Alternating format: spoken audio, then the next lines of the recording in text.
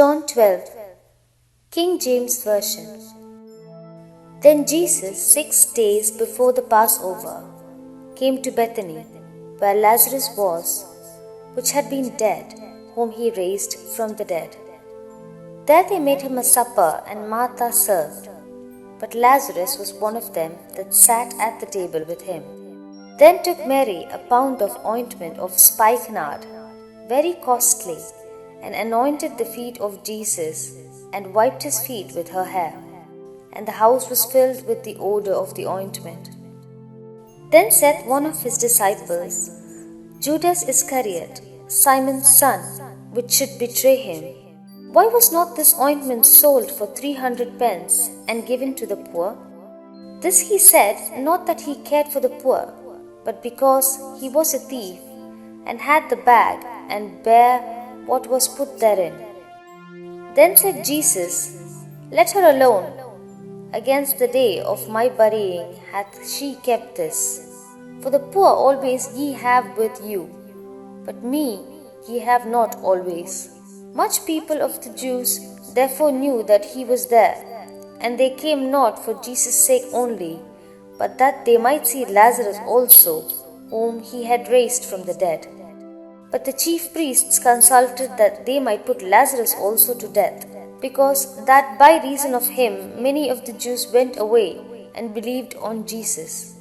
On the next day, much people that were come to the feast, when they heard that Jesus was coming to Jerusalem, took branches of palm trees and went forth to meet him, and cried, Hosanna!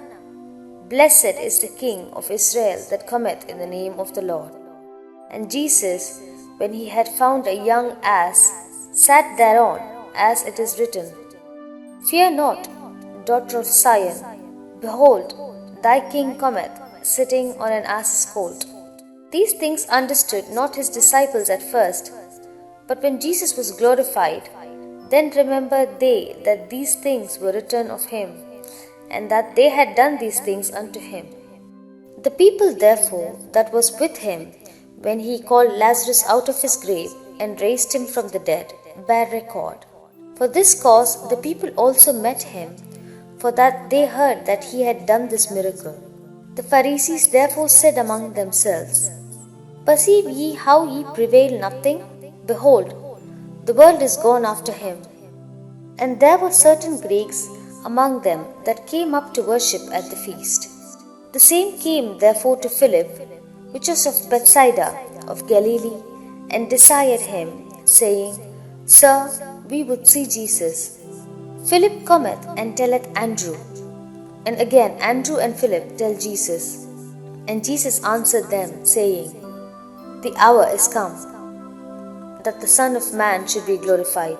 Verily, verily, I say unto you, except a corn of wheat fall into the ground and die, it abideth alone. But if it die, it bringeth forth much fruit. He that loveth his life shall lose it, and he that hateth his life in this world shall keep it unto life eternal. If any man serve me, let him follow me, and where I am, there shall also my servant be. If any man serve me, him will my Father honor. Now is my soul troubled, and what shall I say? Father, save me from this hour.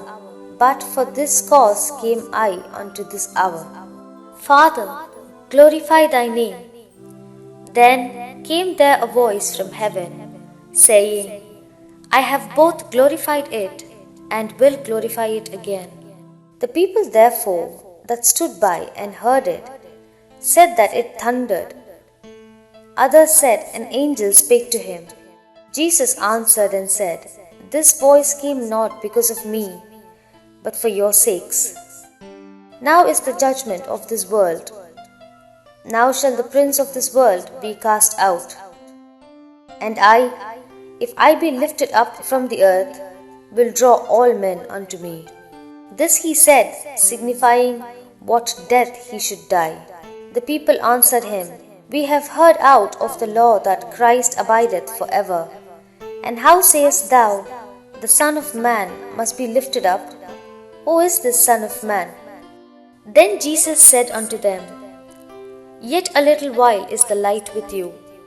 Walk while ye have the light, lest darkness come upon you. For he that walketh in darkness knoweth not whither he goeth. While ye have light, believe in the light, that ye may be the children of light. These things spake Jesus, and departed, and did hide himself from them. But though he had done so many miracles before them, yet they believed not on him.